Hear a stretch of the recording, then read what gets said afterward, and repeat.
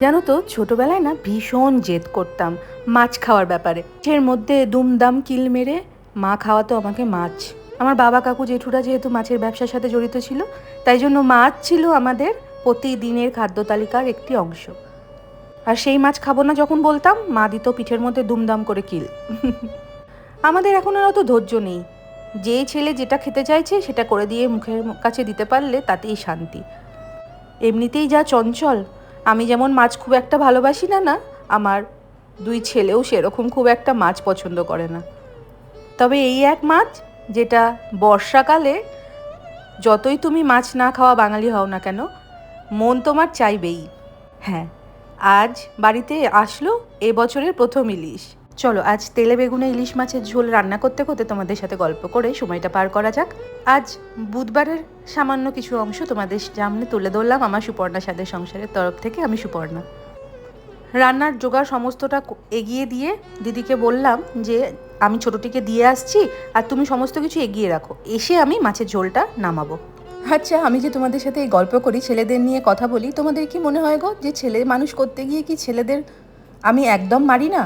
না, তারা যখন জেদ করে, তারা যখন রাগ দেখায়, এই ছোট্ট ছোট্ট পুচ্ছি পিচ্ছি বাচ্চাগুলো, তখন তাদের পিঠেও কিন্তু দুমদাম করে মার দিতে আমিও ছাড়ি না। ছাড়বো কেন? মার না খেলে কি সে মানুষ হবে? সে পড়াশোনার ক্ষেত্রে হোক কি খাওয়া দাওয়ার ব্যাপারে হোক, জীবন তো এখন পড়েই আছে। তবে একটা জিনিস দেখেছি জানো তো, এখনকার বাচ্চারা ভীষণ জেদি। তাদের যেটা বলছে সেটা যদি না পায়, তাদের জেদ করার পরিমাণটা যেন অনেকটা বেড়ে গেছে। কি জানি, সময়ের সাথে সাথে জিনিসগুলোর এত পরিবর্তন দেখছি। যে জিনিস আমি আর পুপুল মাঝে মাঝে যখন আমরা গল্প করতে বসি, দুই ছেলেকে নিয়ে আলোচনা করি, তখন ভাবি যে এই কথাটা বলার ক্ষমতা আমার বাবা মাদের হয়তো বা ছিল না, কিন্তু তারা কি নির্দ্বিধায় আমাদের কাছে চেয়ে বসে, আর না দিলেই তারা জেদ দেখায়। সুতরাং এই ফালতু জেদগুলো যাতে আমার ছেলেদের না হয়, সেদিকটা মেনটেন করার জন্যই কিন্তু তাদের পিঠেও দুমদাম করে কিল বসাতে আমি একবারের জন্য ভাবি না। আমার মোদ্দা কথা হলো, চাকরি পাবে কি পাবে না আমি জানি না, তবে ভালো মনের মানুষ হও, সবাইকে সম্মান করো, বিশেষ করে মেয়ে মায়ের জাতকে সম্মান করো। এমনিতেও ভীষণ খারাপ পরিস্থিতির মধ্যে দিয়ে আমরা প্রত্যেকে সাফার করে চলেছি। ঘরে ঘরে এখন মেয়ে হয়ে জন্মানোটাই ভীষণ পাপের হয়ে দাঁড়িয়েছে যেন। যাই হোক, আচ্ছা জানো তো, মাঝে মাঝে না আমি কি করি, আমার রান্না দিদি আর কাজের দিদি যারা আছেন, তাদের কাজ এগিয়ে দেওয়ার জন্য না টুকটাক করে নিজেই সমস্ত কাজ এগিয়ে রেখে দিই। তারা এসে যখন দেখে যে কাজগুলো এগিয়ে দিয়েছে সুপর্ণা, তখন হয়তো তাদের মনে খানিকটা হলেও খুশি হয়। তারা বলে কি দরকার ছিল এটা করে দেওয়ার, কিন্তু ওরা যে বলে আর আমি যে তাদের মুখে ওই বলার সময় হাসিটা দেখতে পাই, ওটাই আমার মন খুশি করে দেয় গো। এই জোগাড়টা রেডি করে দিদিকে বললাম, যাও তুমি ছোটোটিকে একটু জামাটা পরিয়ে দাও, আর আমি রেডি হয়ে তাকে দিয়ে আসি। তার বাবা এসেছে মঙ্গলবার দিন নাইট ডিউটি করে, সুতরাং তার তো এখন ঘুমের সময়। মাঝে মাঝে মনে হয় সিঙ্গেল মাদার হয়েই যেন বাচ্চা দুটোকে মানুষ করে চলেছি। বাবা থাকেও কি না থাকেও কি, সে ডিউটি যাচ্ছে, ডিউটি থেকে আসছে, খাচ্ছে দাচ্ছে, ঘুমোচ্ছে। আসলে তাকে যদি আমি রেস্ট না দিই, বাকি বাইরের যে কাজগুলো সেই তো করে। তাকে রেস্ট না দিলে তো বাইরের কাজগুলো আমার পক্ষে করা সম্ভব হয় না। সুতরাং বাইরেটা সে সামলাচ্ছে আর ভেতরটা আমি সামলাচ্ছি। আর সবসময় ঘরে থাকতে থাকতে এত মেজাজ আমার বিগড়ে যাচ্ছে থেকে থেকে, যে সেই আমাকে অর্ডার দিয়েছে, বর বলেছে তোমাকে এবার থেকে ছোটোটিকে রাখতে যেতেই হবে। আর স্কুটিটি থাকা সত্ত্বেও কেন চালানো হচ্ছে না, তাই জন্য এবার থেকে গাড়িটা বের করে যেদিক খুশি মন চায় একটু ঘুরে এসো। অগত্যা নিজের মন আর নিজেকে ফ্রেশ রাখার জন্য এই কাজগুলোতে একটু করা আমার মনে হয় প্রতিটা মেয়েরই জরুরি।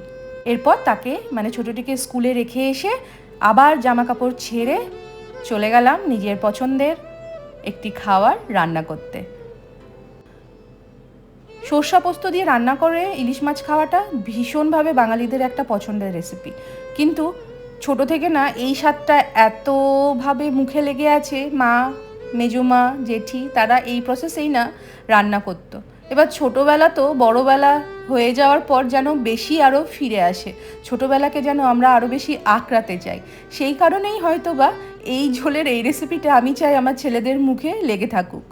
আর আমার মনে আছে গত বছরের ইলিশ মাছ রান্না করতে করতে আমি বলেছিলাম, আমার শাশুড়ি, আমি যে কদিন তার সাথে সংসার করেছি, কোনো একটা দিনও সর্ষা পোস্ত ছাড়া ইলিশ মাছ রান্না করে আমাকে খাওয়ায়নি। শেষের দিকে যখন রিচ খাওয়া তার বারণ হয়ে গেল, তখন আমি তাকে এরকম পাতলা করে ইলিশ মাছের ঝোল করে দিতাম। এই রেসিপিটা খেতে কিন্তু ইলিশ মাছের ভীষণ সুস্বাদু হয়। অনেকে দেখেছি ইলিশ মাছ কিন্তু কাঁচা কাঁচা রান্না করেও খায়, তবে আমার আবার অতটা আষ্টে গন্ধ নেওয়ার ক্ষমতা খুব একটা নেই। এই দেখো গল্প করতে করতে ঝোলটাও ফুটে উঠেছে। মাছগুলোকে এবার রেখে দিব এক ট্রে থেকে আরেকটি ট্রেতে, নিয়ে ঝোলটাকে ঢেলে দেবো এই বাটির মধ্যে। হয়ে গেল আমার বুধবারের সকালটি।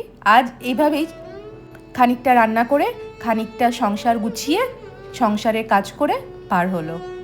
এরই মাঝে বড়টির পরীক্ষাও চলে আসছে, আবার মানে 3rd সেমিস্টার চলে আসছে, তাই জন্য তাকে রেডি করারও পালা এখন আবার আমার ওপর।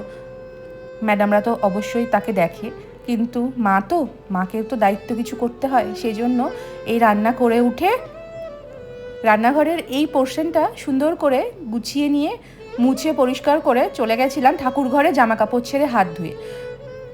চান পুজো তো সকালেই হয়ে যায়, সেটা নিয়ে চিন্তা আর ছিল না, কিন্তু যেহেতু বৃহস্পতিবার পরের দিন, তাই জন্য ঠাকুরের প্রদীপগুলো সমস্তটা যে দিদি আমার বাড়ি পরিষ্কারের দায়িত্বে থাকে সে দিদিকে দিয়ে দিই, প্রত্যেক বুধবার করে নামিয়ে দিই। দিদি সুন্দর করে মেজে চকচক করে পরিষ্কার করে দেয়। সেগুলোকে এই ভাবলাম আগে গুছিয়ে নিই, তারপর বড়টিকে নিয়ে চলে যাব পড়াতে। তারই মাঝে চলে আসলো বৃষ্টি। যেই জামা কাপড়গুলো বাইরে মেলা ছিল সেগুলোকে ঝটপট করে উঠিয়ে বারান্দায় মেলে দিয়ে তারপরে ঢুকলাম জামা কাপড় ছেড়ে একদম গা হাত পা ধুয়ে ঠাকুর ঘরে জিনিসগুলোকে গুছিয়ে রাখতে। বৃহস্পতিবার যেহেতু পুজো করতে প্রায় 1.5 ঘন্টা লেগে যায়, সেই জন্য রিস্ক নেওয়া একদম যাবে না। ফুল বেলপাতা এনে আগের দিন ফ্রিজে রেখে দেওয়া হয়, আর গাছে যে ফুল থাকে সেগুলো তো পরের দিন সকালে চান করে উঠেই পেরে নিই। আর ঠাকুর ঘরের এই বাসনগুলো গুছিয়ে নিলে অনেকটা কাজ এগোনো থাকে। নাও চলো, আজকের বুধবার এইভাবেই সুপর্ণা সকাল থেকে দুপুর পর্যন্ত গড়িয়ে নিল। কেমন লাগলো আমার রান্না বান্না সংসারের আজকের কাজগুলো জানাতে ভুলো না কেমন। এরপর ছিল আমার বড়টিকে নিয়ে পড়তে বসানোর পালা। বিকালে দিদিভাই, দুপুরে মা, সকালে স্কুল। এই তো আমার বড় ছেলের জীবন কাটছে। সেও ঢুকছে তার জীবনের এক বহু মূল্যবান পথে। শুধু ছেলে দুটোকে আশীর্বাদ করো যেন মানুষ করতে পারি, তারা যেন মেয়েদের আর মায়ের জাতকে সম্মান করতে পারে। চলো টাটা, আসছি অন্য একটি দিনের গল্প নিয়ে।